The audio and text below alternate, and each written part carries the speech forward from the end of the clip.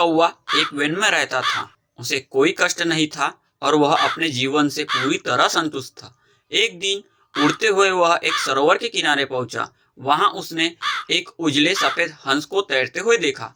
उसे देखकर वह सोचने लगा, यह हंस कितना सौभाग्यशाली है जो इतना सफेद और सुंदर है। इधर मुझे देखो, मैं कितना काला और बदसूरत हूँ।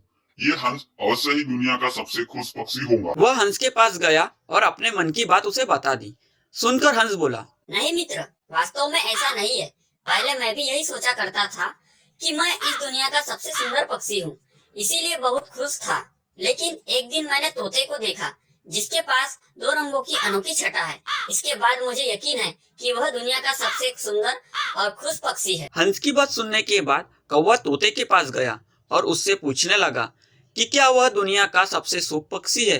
तो तोते ने उत्तर दिया, मैं बहुत ही खुशगवार जीवन व्यतीत कर रहा था जब तक मैंने मोर को नहीं देखा था। किंतु अब मुझे लगता है कि मोर सबसे सुंदर तो कोई हो ही नहीं सकता, इसलिए वह दुनिया का सबसे सुखी और खुश पक्षी है। इसके बाद कौवा मोर की खोज में निकला। उड़ते उड़ते वह एक चिड़ियाघर पहुंचा। वहां उसने देखा कि मोर एक पिंजरे में बंद है और उसे देखने के लिए बहुत सारे लोग जमा है। सभी मोर की बहुत सराहना कर रहे थे। सबके जाने के बाद कौवा मोर के पास गया और उससे बोला, तुम कितने सौभाग्यशाली हो जो तुम्हारी सुंदरता के कारण हर रोज हजारों लोग तुम्हें देखने आते हैं। मुझे तो लोग अपने आसपास भी भटकने नहीं देते और देखते ही भगा देते हैं। तुम इस दुनिया के सबसे शुभ पक्षी हो ना। कौवे की बात सुनकर मोर उदास हो गया। वह बोला, मित्र, मुझे अपनी सुंदरता पर बड़ा गुमान था। मैं सोचा करता था कि इस दुनिया का क्या, मैं बल्कि पूरे ब्रह्मांड का सुंदर पक्षी हूँ, इसलिए खुश भी बहुत था।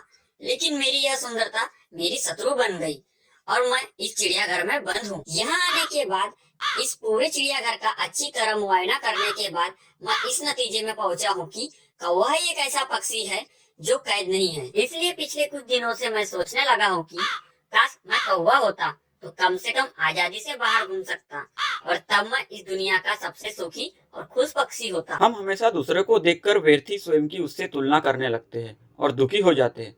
भगवान ने सबको अलग बनाया है और अलग गुण दिए हैं। हम उसका महत्व नहीं समझते और दुख के चक्र में फंस जाते हैं।